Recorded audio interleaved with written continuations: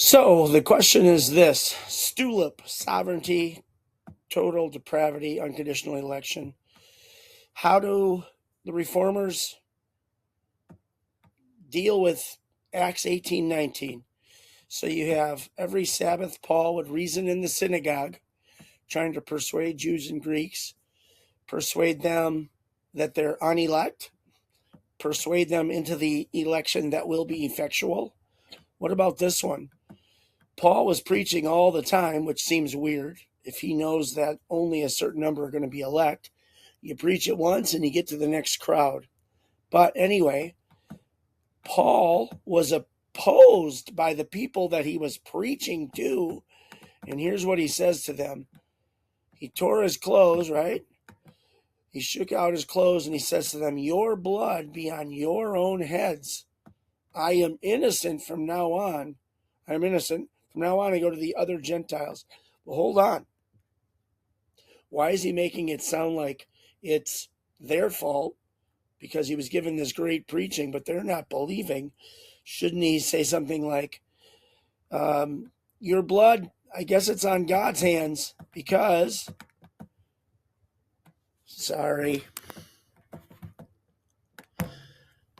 I guess it's on God's hands because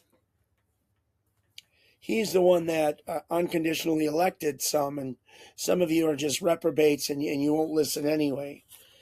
As you go through this chapter, there's tons of things that just don't match up with Reformed theology. I'm trying to look and see what the verses are. Here's one. This man, they charged, he is trying to persuade the people. Well, wait a second.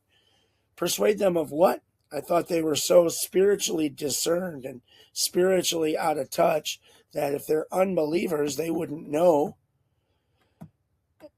anything about what he was trying to do. Wouldn't make sense why they would even get angry, to be honest with you. Just hate him and go somewhere else. Let's see here. How about verse 19? They arrived at Ephesus, where Paul left Priscilla and Aquila. He himself went to the synagogue. What? He's going again to a synagogue of Jews that already missed their Messiah, and he's going to try to persuade them again? That seems odd, but in this case, it's not as odd as these other verses. 23, after spending time, oh, by the way, if you read this carefully, he goes to Corinth for a year, then another couple years. What? You spend 3 years in one spot when you know unconditional election is happening? You know God's got his elect? Sorry about the ads. I don't know how to get rid of them. So verse 23 I thought was interesting. Let's find that. After spending time at Antioch, Paul set out for them there, traveled from place to place. Oh, strengthening the disciples. Well, wait a second. If God's already got everything predetermined, is Paul really responsible for strengthening them?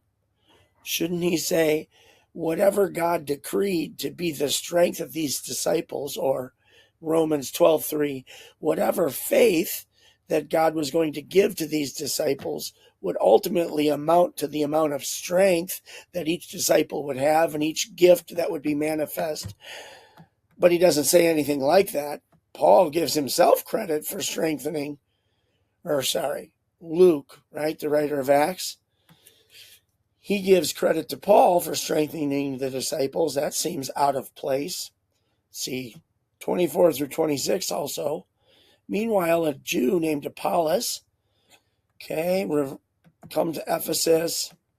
Wait a minute. He was a Jew and he had knowledge of the scriptures. I think Calvinist reform could argue that, but knowledge of the scriptures, did he really understand them spiritually?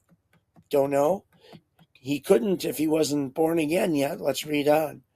He had been instructed in the way of the Lord. He spoke with great fervor. What? How can he speak with great fervor, excitement, passion, love, desire, if he wasn't born again yet, if he didn't have the Holy Spirit yet? He taught about Jesus accurately. Can he do that as a totally depraved, reprobate man? but he only knew the baptism of John. He began to speak boldly in the synagogue, maybe a false teacher. But wait a minute, he was speaking accurately. Why would he speak boldly pre-Holy Spirit? When Priscilla and Aquila heard him, they invited him into their home and explained to him more fully the way of God, more adequately. Why would they need to do that? If this guy's born again, speaking passionately with fervor, wouldn't he be just persevering? Wouldn't he be under the guise of the decree and the Holy Spirit work in this guy's heart? But nope, they had to teach him more. That's interesting. I would think that he'd be coming along just fine according to tulip theology. Okay? Then, 27, when Apollos wanted to go to Achaia, the brothers and sisters encouraged him. He wrote to the disciples there to welcome him. When he arrived, he was to get a great help to those who by grace had believed. Now, grace, is that an effectual, irresistible? No, it doesn't say that. Grace seems to include the gift that you can believe. I think Ephesians 2:8-9 says that. For he vigorously refuted his Jewish opponents in public debate, proving from scriptures, wait a second, he still isn't born again. Proving from scriptures that Jesus was the Messiah. How would he believe that? How would he know that? The Spirit didn't come upon him. And if you don't believe me, you just go to the next chapter, right?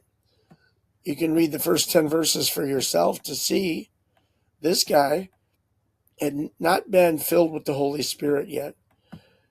The baptism was water baptism, but not baptism by the Holy Spirit. So, lots of questions. How does the Calvinist Reformed tulip person handle a passage like this or a chapter and 10 more verses like this? Trying to stop the video so you can hang up now on me.